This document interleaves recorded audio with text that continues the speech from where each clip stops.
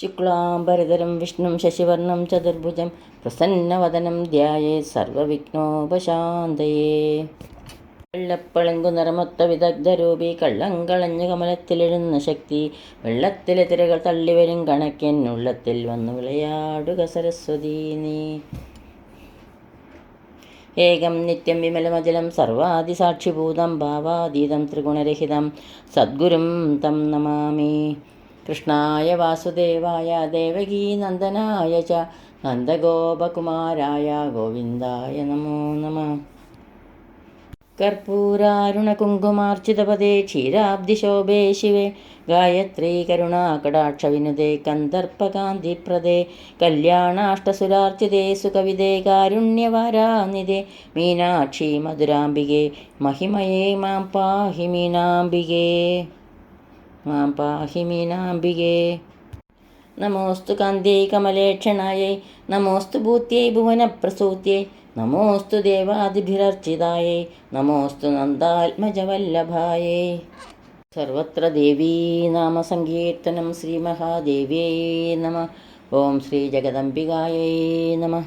എല്ലാവർക്കും നമസ്കാരം. ശ്രീ ശങ്കരാചാര്യർ രചിച്ച സൗന്ദര്യലഹരിയിലെ 86 മുതൽ 90 കൂടിയുള്ള ശ്ലോകങ്ങളാണ് ഇന്നിവിടെ സ്മരിക്കുന്നത്. ശ്ലോകം 86.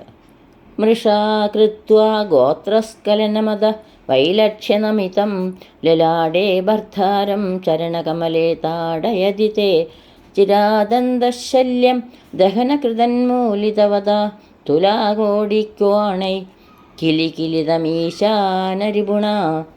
മൃഷ അറിയാതെ, ഗോത്രസ്ഖലനം പേര് തെറ്റി വിളിക്കുന്നത്, അഥ അനന്തരം, വൈലക്ഷ്യനമിതം ലജ്ജിച്ച് തലതാഴ്ത്തുക, ഭർത്താരം ഭർത്താവിനെ, തേ ചരണകമലെ നെന്തിരുവടിയുടെ ചരണകമലങ്ങൾ, ലലാടേ താടേതി നെറ്റിയിൽ ചവിട്ടുമ്പോൾ, ചിരാതത് വളരെ കാലമായി,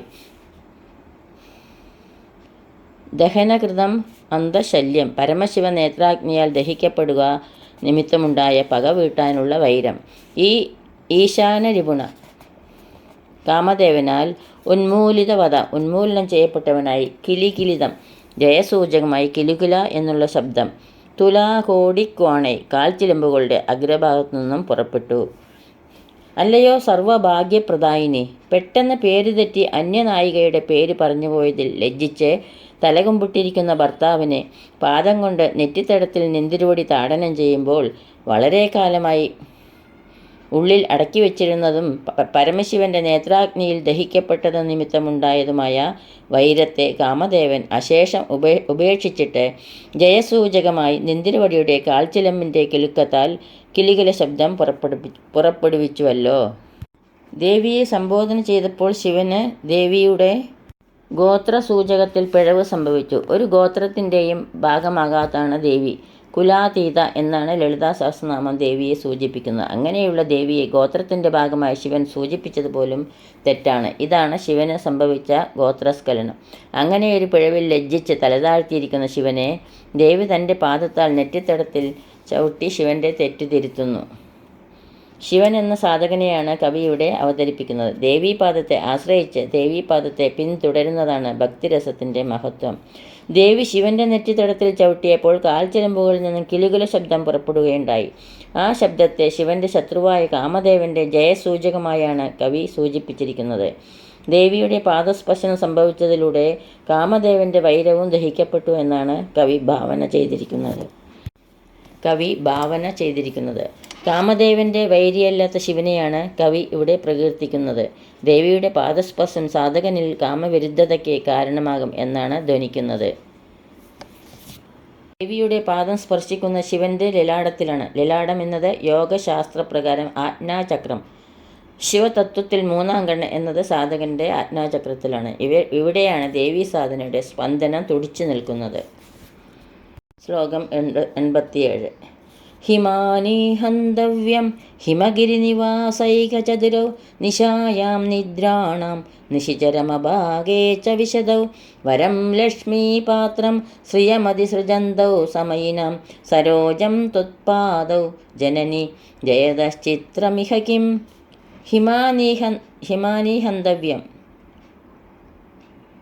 ഹിമഗിരിയിൽ വസിക്കുന്ന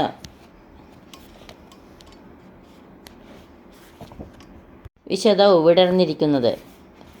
നിശായാം നിദ്രാണം രാത്രിയിൽ കുമ്പിപ്പോകുന്നത്. സമയീനാം ഭക്തന്മാർക്ക് അതിസൃജന്തൗ കൂടുതലായി ദാനം ചെയ്യുന്നത്. ത്വത്പാദൗ നിന്ദിരയുടെ പാതാരവിന്ദങ്ങൾ ഹിമാനീഹന്തവ്യം മഞ്ഞുകൊണ്ട് നശിക്കാത്തതായും ലക്ഷ്മീപാത്രം ലക്ഷ്മിയുടെ ഇരിപ്പിടവുമായ സരോജം ചെന്താമരപ്പൂവ്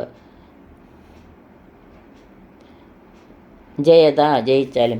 അല്ലയോ സർവ കവിതപ്രദായിനി, എപ്പോഴും ഹിമഗിരിയിൽ വസിക്കുന്നതിൽ സമർത്ഥങ്ങളും രാത്രിയും പകലും വിടർന്നിരിക്കുന്നവയും ഭക്തർക്ക് ഐശ്വര്യത്തെ ധാരാളമായി ഉണ്ടാക്കി കൊടുക്കുന്നതുമായ നെന്തിരുവടിയുടെ തൃപ്പാദങ്ങൾ മഞ്ഞുകൊണ്ട് നാശത്തെ പ്രാപിക്കുന്നതും രാത്രിയിൽ കൂമ്പിപ്പോകുന്നതും ലക്ഷ്മിയുടെ ഇഷ്ടമായ ഇരിപ്പിടവുമായ താമരപ്പൂവിനെ ജയിക്കുന്നു എന്നതിൽ എന്താണ് ആശ്ചര്യം? ദേവിയുടെ തൃപ്പാദങ്ങളെ താമരപ്പൂക്കളോട് ഉപമിക്കുകയാണ് കവി ഈ ശ്ലോകത്തിലൂടെ ചെയ്തിരിക്കുന്നത്. എന്നാൽ കവി ഇവിടെ താരതമ്യപ്പെടുത്തുന്ന താമരപ്പൂവ് സാധാരണയിൽ നിന്നും വ്യത്യസ്തമാണ്.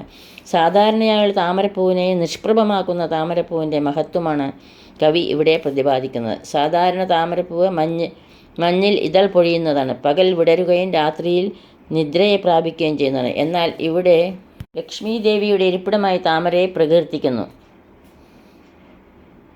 സദാസമയം മഞ്ഞുമലയിൽ തന്നെയാണ് ദേവിയുടെ ചരണങ്ങൾ. എന്നിട്ടും ദേവിയുടെ ചരണങ്ങളാകുന്ന താമരപ്പൂക്കൾ മഞ്ഞിൻ്റെ സാമീപ്യത്തിൽ കൊഴിയുന്നില്ല. രാത്രിയും പകലും വിടർന്നു തന്നെ ഇരിക്കുന്ന ലക്ഷ്മി ദേവിയുടെ നിത്യസാന്നിധ്യമുള്ള താമരപ്പൂവായി ദേവിയുടെ ചരണങ്ങളെ ഇവിടെ കവി വർണ്ണിച്ചിരിക്കുന്നു. ശ്ലോകം 88. പദം തേ കീർത്തീനാം പ്രപദമപദം ദേവി വിപദാം കഥം നീതം സദ്ഭി കഠിനകമഠീകർപ്പര തുലാം കഥം വാ ബാഹുഭ്യാം ഉഭയമനകാലേ പുരഭിത യഥാദായ ന്യസ്തം ദൃശതി ദയമാനേന മനസാ. കീർത്തീനാം യശസ്സുകൾക്ക്, വിപദാം ആപത്തുകൾക്ക്, പ്രപദം പുറവടികൾ, ആപദം സ്ഥാനമല്ലാതെയും ഇരിക്കുന്ന, സദ്ഭി സത്കവികൾ, കഠിന കമഡി കർപ്പരതുലാം കഠിനമായ ആമത്തോടുകൾക്ക് തുല്യമായ, കഥം നീതം എങ്ങനെ പ്രാപിപ്പിക്കപ്പെട്ടു, പുരഭിത പരമശിവനാൽ, ഉഭയമനകാലെ വിവാഹസമയത്ത്, യഥാദായ ന്യസ്തം ഏതെന്നാണോ എടുത്തത് അത് വയ്ക്കപ്പെട്ടു, ദൃഷതി ശിലയിൽ, ദയമാനേന മനസ്സ ദയുള്ള മനസ്സോടുകൂടി. അല്ലയോ ശൃംഗാരകാരിണി, കീർത്തിക്ക് ഇരിപ്പിടമായതും ആപത്തുകൾക്ക് അവിഷയമായതുമായ നെന്തിരുവടിയുടെ പാതാരവിന്ദത്തിന് കാഠിന്യമുള്ള ആമത്തോടിന് തുല്യമായ സൽക്കവികളാൽ എങ്ങനെ വർണ്ണിക്കപ്പെട്ടു? ത്രിപുരാന്തകനായ പരമശിവനാൽ വിവാഹകാലത്ത് ദയവുള്ളതായ മനസ്സുണ്ടായിട്ടും കൈകൾ കൊണ്ട് നെന്തിരുവടിയുടെ കാലടികളെ എങ്ങനെ കഠിനമായ ശിലാതലത്തിൽ വയ്ക്കപ്പെട്ടു? കീർത്തിയുടെ ഉറവിടമാണ് ദേവിയുടെ പുറവടികൾ. അങ്ങനെയുള്ള ദേവിയുടെ പുറവടികളെ മഹാന്മാരായ കവികൾ ആമത്തോടിനോട് ഉപമിക്കുന്നതിൽ കവി ആശ്ചര്യം പ്രകടിപ്പിക്കുന്നു. കവിഭാവനയിലും വ്യാഖ്യാനങ്ങൾ പ്രകീർത്തിക്കപ്പെടുന്നതിന് അപ്പുറമാണ് ദേവിയുടെ യഥാർത്ഥ സ്വരൂപമെന്ന് ആചാര്യൻ ഇതിലൂടെ സമർത്ഥിക്കുന്നു. ശ്ലോകം 89. നഖേർനാഗസ്ത്രീണാം കരകമലസങ്കോചശശിഭി സ്തരുണാം ദിവ്യാനാം ഹസത ഇവ തേ ചണ്ഡിചരണൗ ഫലാനി സ്വസ്തേഭ്യ കിസലയകരാഗ്രേണ ദദതാം ദരിദ്രേഭ്യോ ഭദ്രാം ശ്രിയമനിശമഹനായ ദദതോ. നഖങ്ങളെ കൊണ്ട് നാഗസ്ത്രീണ ദേവസ്ത്രീകളുടെ കരകമല സങ്കോച ശശിവി കൈകളാകുന്ന താമരകളുടെ സങ്കോചത്തിന് കാരണമായ ചന്ദ്രരൂപത്തിലുള്ള ദിവ്യാനാം തരുണ ശ്രേഷ്ഠമായ വൃക്ഷങ്ങൾ ഹസത ഇവ പരിഹസിക്കുകയാണെന്ന് തോന്നും. സ്വസ്തേഭ്യ സ്വർഗത്തിലുള്ളവർക്ക് ഫലാനി ഫലങ്ങളെ ദദതാം കൊടുക്കുന്ന കിസലയ കരാഗ്രേണ തളിരുകളാവുന്ന കരാഗ്രങ്ങൾ കൊണ്ട് ദരിദ്രേഭ്യോ ദരിദ്രന്മാർക്ക് ഭദ്രാം നിർദോഷമായ ശ്രിയം സമ്പത്തിനെ അനിശം എല്ലായ്പ്പോഴും അജ്ഞായ വേഗത്തിൽ ദദതൗ കൊടുക്കുന്നു. അല്ലയോ ജ്ഞാനപ്രദായിനി, ചണ്ഡികാദേവിയായി നെന്തിരുവടിയുടെ പാദങ്ങൾ ദരിദ്രന്മാർക്ക് സ്ഥിരമായ സമ്പൂർണ്ണ സമ്പത്തിനെ അതിവേഗത്തിൽ ദാനം ചെയ്യുന്നു. നെന്തിരുവടിയുടെ പാദങ്ങൾ ദേവസ്ത്രീകളുടെ കരങ്ങളാകുന്ന താമരപ്പൂക്കൾ കൊമ്പുന്നതിന് സദൃശ്യമായി ഭവിച്ചു. ചന്ദ്രരൂപങ്ങളായ നഖങ്ങളെ കൊണ്ട് സ്വർഗത്തിലുള്ളവർക്ക് മാത്രം തളിരുകളാവുന്ന കരാഗ്രങ്ങളിലൂടെ ഫലം ദാനം ചെയ്യുന്നു.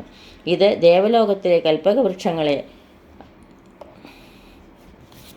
അപഹസിക്കുന്നുവോ എന്ന് തോന്നും. ദേവിയുടെ ചരണങ്ങളാണ് ഭക്തന് അനുഗ്രഹം പ്രദാനം ചെയ്യുന്നതെന്ന് വീണ്ടും ഈ ശ്ലോകത്തിലൂടെ വ്യക്തമാക്കിയാണ് കവി. ഈ ശ്ലോകത്തിൽ ദേവിയെ ചണ്ഡിക എന്നാണ് കവി സംബോധന ചെയ്യുന്നത്. ചണ്ഡികാഭാവത്തിൽ ദേവിയെ പ്രകീർത്തിച്ചതിലൂടെ ജീവവർഗത്തിൻ്റെ ഐശ്വര്യദേവതയായി ദേവിയെ കവി സ്പഷ്ടപ്പെടുത്തുന്നു. ദേവിയുടെ പാദങ്ങളിലൂടെ എല്ലാവർക്കും ശീതളത നൽകുന്ന ചന്ദ്രകാന്തിയുടെ പ്രഭാവം സമർത്ഥിച്ചുകൊണ്ട് ഭക്തരുടെ ആശ്രയകേന്ദ്രമായി മഹാദേവിയെ ആചാര്യൻ അവതരിപ്പിക്കുന്നു. ശ്ലോകം 90.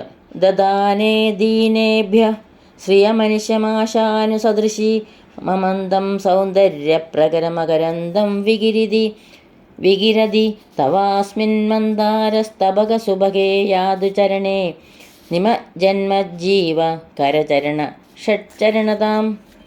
ദീനേഭ്യ ദീനന്മാർക്ക് ദദാനെ കൊടുക്കുന്നതായും അനിശം എല്ലായ്പ്പോഴും ആശനുസദൃശി ഇച്ഛാനുകൂലനായ അമന്തം അധികമായ സൗന്ദര്യപ്രകരമകരന്തം സൗന്ദര്യ സമൂഹമാവുന്ന പൂന്തേൻ വികിരതി വിതരണം ചെയ്യുന്നത് അസ്മിൻ മന്ദാരസ്തബകസുഭഗേ ഈ കൽപ്പകവൃക്ഷത്തിൻ്റെ പൂങ്കുല പോലെ മനോഹരമായ യാതു പ്രാപിക്കട്ടെ. നിമജ്ജൻ പാദത്തിൽ മുങ്ങിയിട്ട് മജ്ജീവ എൻ്റെ ജീവാത്മാവ് കരചരണ മനസ്സും 5 ഇന്ദ്രിയങ്ങളുമാവുന്ന കരചരണങ്ങളോട് കൂടിയ 6 ഇന്ദ്രിയപാദത്തിൽ സ്ഫുരിക്കുന്നത്. ഷഡ്ചരണതാം 6 കാലുകളോടുകൂടിയ വണ്ടിൻ്റെ അവസ്ഥ. അല്ലയോ ശക്തി സ്പന്ദന ദേവി, ദരിദ്രന്മാർക്ക് അവർ ആഗ്രഹിക്കുന്ന സമ്പത്തിന് എല്ലാ സമയത്തും ദാനം ചെയ്യുന്നതും സൗന്ദര്യമാകുന്ന പൂന്തേനിനെ 4 പാടും വിതരണം ചെയ്യുന്നതുമായ നിന്തിരുവടിയുടെ ഈ പാദങ്ങളിൽ എൻ്റെ മനസ്സും കൂടിച്ചേർന്ന് 6 ഇന്ദ്രിയങ്ങളാകുന്നു. ഈ വിധം 6 ചരണങ്ങളോടുകൂടിയ ജീവാത്മാവ് പ്രവേശിച്ചിട്ട് ആ പാതാരവിന്ദത്തിൽ നിമജ്ജമായി 6 കാലുകളുള്ളതായ വണ്ടിൻ്റെ അവസ്ഥയെ പ്രാപിക്കട്ടെ. സമ്പത്ത്, സൗന്ദര്യം എന്നിവ ഉൾപ്പെട്ട എല്ലാറ്റിൻ്റെ ഉറവിടമായി ദേവിയുടെ ചരണങ്ങളെ കവി പ്രകീർത്തിക്കുന്നു. ദേവിയുടെ പാദമഹിമയുടെ വർണ്ണന സൗന്ദര്യലഹരിയിൽ ഈ ശ്ലോകത്തോടെ അവസാനിക്കുന്നു. അതുകൊണ്ടുതന്നെ ദേവിയുടെ ചരണങ്ങളുടെ ഭാഗമാകാനുള്ള കവിയുടെ ത്വര ഈ ശ്ലോകത്തിൽ പ്രകടമാകുന്നു.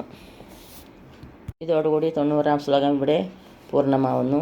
സർവത്ര ദേവീ നാമസങ്കീർത്തനം. ശ്രീ മഹാദേവ്യേ നമഃ. ഓം ശ്രീ ജഗദംബികായേ നമഃ. യദക്ഷരപദഭ്രഷ്ടം മാത്രാഹീനം ത്വയേദ്ഭവേത് തത്സർവം ക്ഷമ്യതാം ദേവി നാരായണി നമോസ്തുതേ. കായേന വാചാ മനസേന്ദ്രിയർവാ ബുദ്ധ്യാത്മനാ വാ പ്രകൃതേ സ്വഭാവാത് കരോമി യത്യത് സകലം പരസ്മൈ നാരായണായേതി സമർപ്പയാമി. സർവം നാരായണായേതി സമർപ്പയാമി. സ്വസ്തി പ്രജാഭ്യഃ പരിപാലയന്താം ന്യായേണ മാർഗേണ മഹീമഹീഷ. ഗോബ്രാഹ്മണേഭ്യഃ ശുഭമസ്തു നിത്യം. ലോകാ സമസ്താ സുഖിനോ ഭവന്തു. ലോകാ സമസ്താ സുഖിനോ ഭവന്തു. എല്ലാവർക്കും ശാന്തിയും സമാധാനവും ആ ദേവിയുടെ കൃപാകടാക്ഷവും എപ്പോഴും ഉണ്ടാകട്ടെ എന്ന് പ്രാർത്ഥിക്കുന്നു. സർവത്ര ദേവീ നാമസങ്കീർത്തനം. ശ്രീ മഹാദേവ്യേ നമഃ. ഓം ശ്രീ ജഗദംബികായൈ നമഃ.